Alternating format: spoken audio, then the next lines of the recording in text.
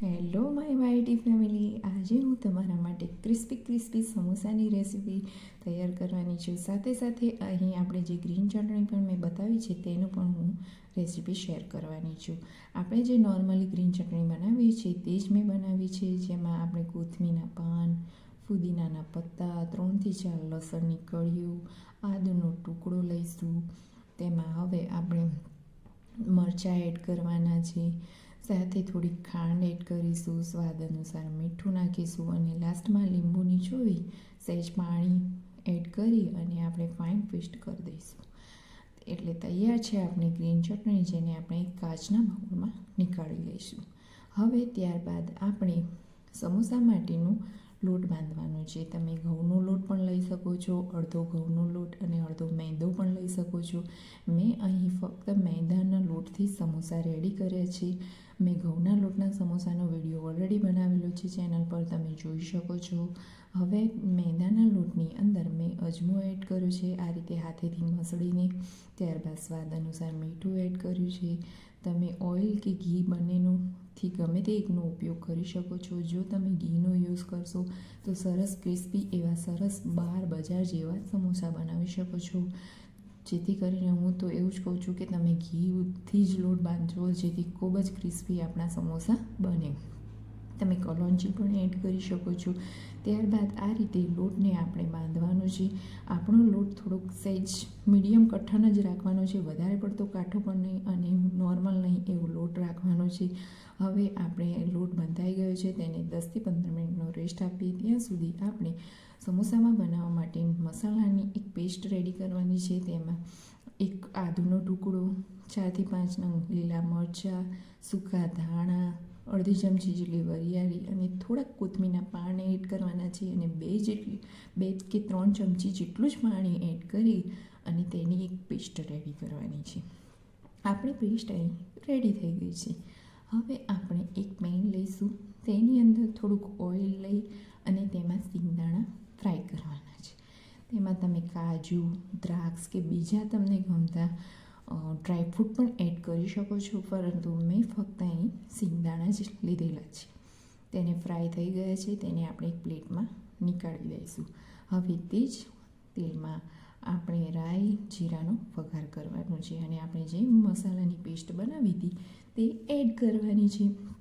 આપણી પેસ્ટ અહીંયા સરળ એડ થઈ જાય, સાંતળી જાય ત્યારે તેમાં લીલા વટાણા એડ કરવાના છે. જો તમારી પાસે વટાણા ના હોય તો તમે સ્કીપ કરી શકો છો, પરંતુ લીલા વટાણાને કારણે ખૂબ જ સરસ એવો ટેસ્ટ આવે છે. ત્યારબાદ જે બાફેલા બટાકા હોય તે ઠંડા થઈ ગયા છે, તેની છાલ છોલી અને આ રીતે એડ કરવાના છે. તેમાં ઉપરથી મસાલા એડ કરવાના છે, જેમાં લાલ મરચું, સંચળ, ગરમ મસાલો બધું જ એડ કરી અને તેને સરસ રીતે મિક્સ કરવાનું છે. ત્યારબાદ જે આપણે સિંગદાણા એક પ્લેટમાં નીકાળ્યા હતા તે એડ કરીશું અને આમચૂર પાવડર એડ કરી અને સારી રીતે મિક્સ કરી દઈશું.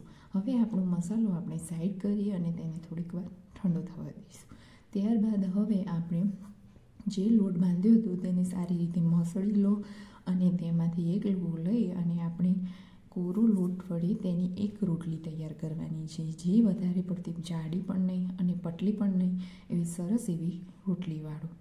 ત્યારબાદ હવે આપણે તેને વચ્ચેથી કટ કરવાની છે અને તેમાંથી સમોસા બનાવવાના છે.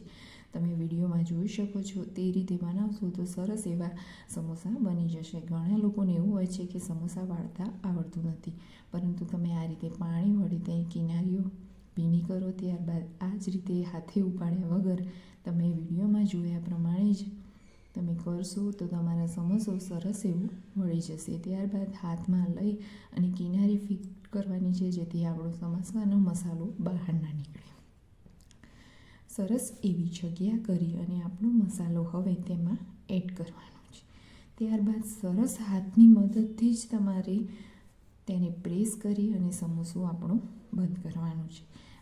ખાસ ધ્યાન અહીંયા જ રાખવાનું છે કે આપણો સમોસો ફિટ બંધ થયેલો હોવો જોઈએ અને હાથની મદદથી તેને વધારે પ્રેસ કરવાનું છે, જેથી સમોસો સહેજ પણ ખુલે નહીં. ઓઇલમાં સમોસો ના ખુલે એ જ આપણા સમોસા સરસ બને કહેવાય. આ રીતે બધા સમોસાને રેડી કરું.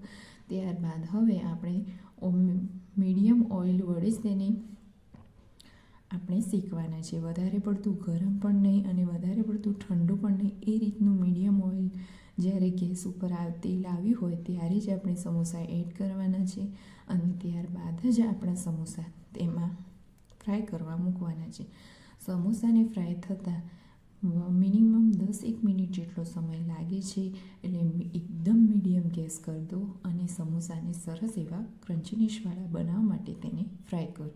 તમે વિડીયોમાં જોઈ શકો છો કે બધા સમોસા મેં ઓઇલમાં એડ કર્યા છે. તેને 5 મિનિટ સુધી મેં સરસ એવા એક બાજુ થઈ ગયા બાદ તમે જુઓ કે તેલમાં ધીમે ધીમે ઉપર પણ આવી ગયેલા છે આપણા સમોસા. ત્યારબાદ જ મેં તેને પલટ્યા છે. એક ચમચીની મદદથી તેને ઊંધા ફેરવી દીધા છે. બધા સમોસાને ઊંધા કરી અને એની પણ મેં 5થી 7 મિનિટ સરસ એવા ચડવા દીધા છે.